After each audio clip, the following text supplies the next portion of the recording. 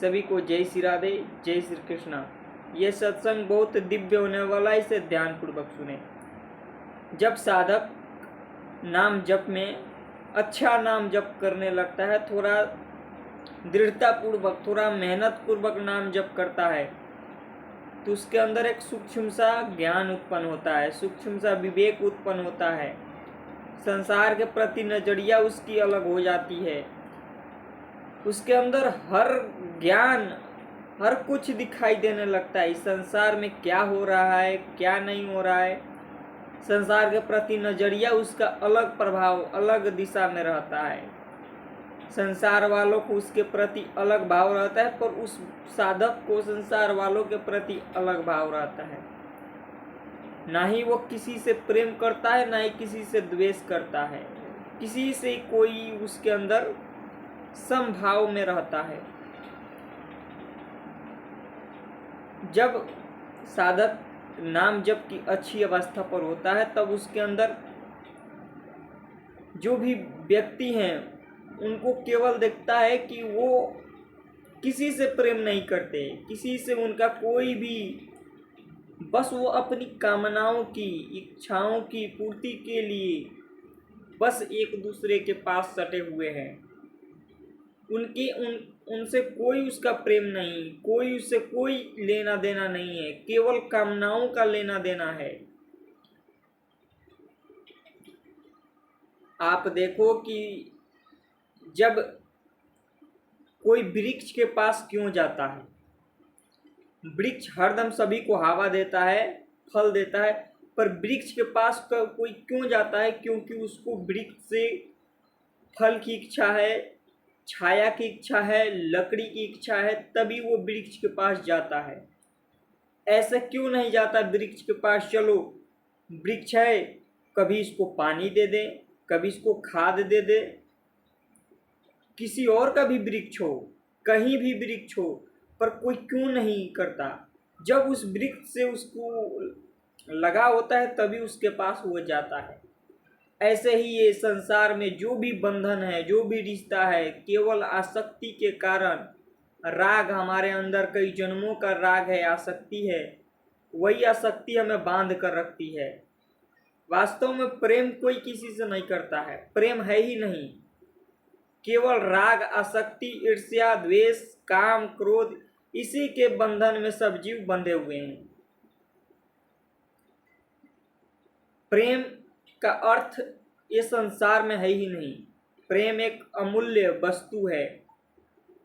प्रेम के लिए अपने आप को निछावर कर देना, अपने आप को लुटा देना, ये प्रेम होता है। सामने वाला हमें कितना कठिनाई दे, फिर हम उसके लिए अपने आप को निछावर कर देते हैं, ये प्रेम होता है। अपने शरीर को, अपनी कामनाओं को, अपनी इच्छाओं को सब उसके समर्पित कर देते हैं। वो जैसा हमें प्रतिकूलता दे, अनुकूलता दे, जो भी दे हमें, तो वो प्रेम कहलाता है।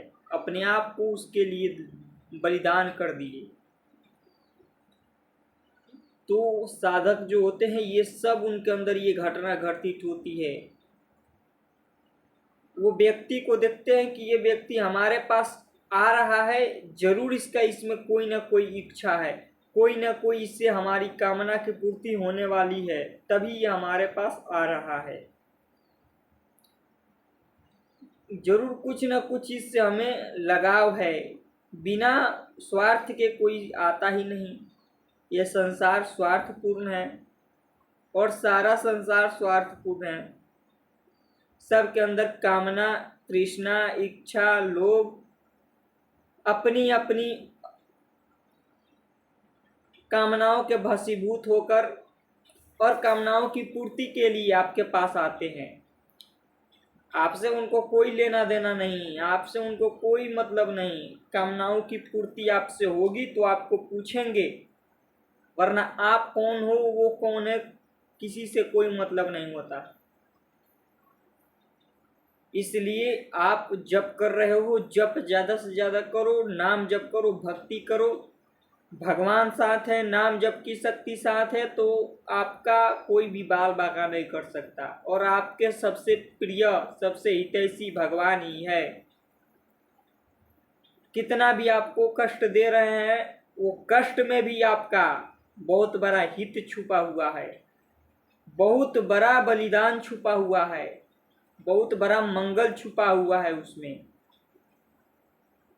भगवान है वो, अपने भक्तों को, अपने शरणागत भक्तों को कष्ट दे रहे हैं, इसमें बहुत बड़ी विशेष रहस्य छुपा हुआ है।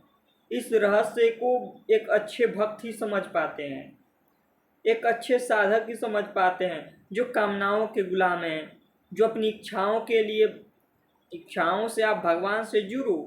ये नहीं है कि आप भगवान से इच्छा के लिए मत जुड़ो, पर इच्छाओं के गुलाम होकर भगवान से जुड़ रहे हो और भगवान की इच्छा ना पूर्ति करे तो आपको भगवान पर असरदा होता है। आपको असरदा हो क्योंकि आपके अंदर इच्छा है, कामना है, तो वो किससे पूर्ति होगी? पर भगवान के समर्पित हो जाओ,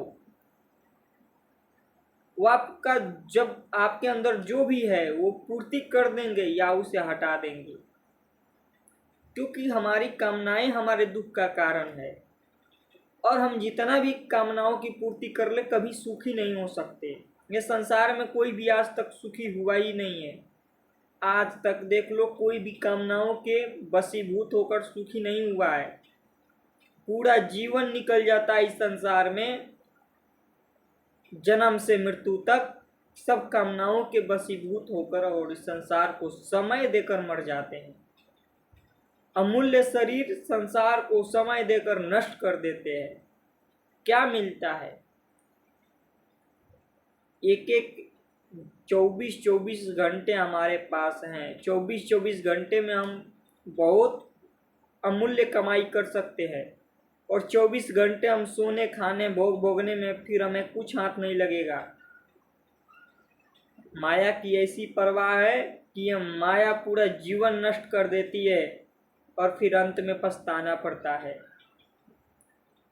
ये उम्र जो है 15, 20, 22, 25, 30, यहीं तक ये उम्र आपको साथ देगा। इसके आगे आपका उम्र साथ नहीं देगा।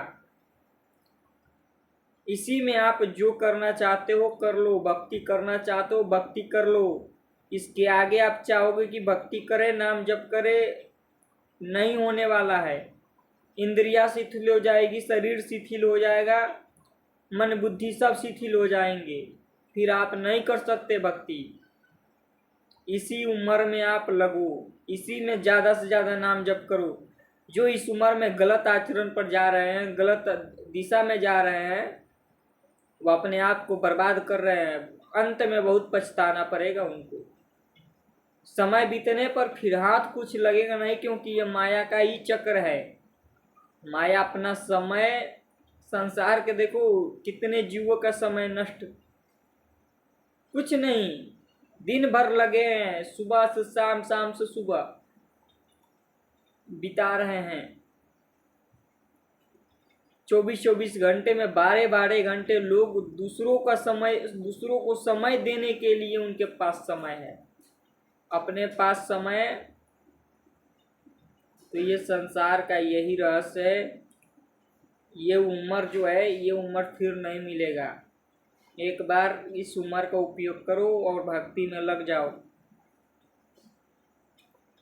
ये जितने भी रिश्ते नाते, भाई बंधु हैं, सब तुम्हारे कामनाओं के वशीभूत है। तुम्हारा समय को नष्ट करने के लिए उनके पास समय है।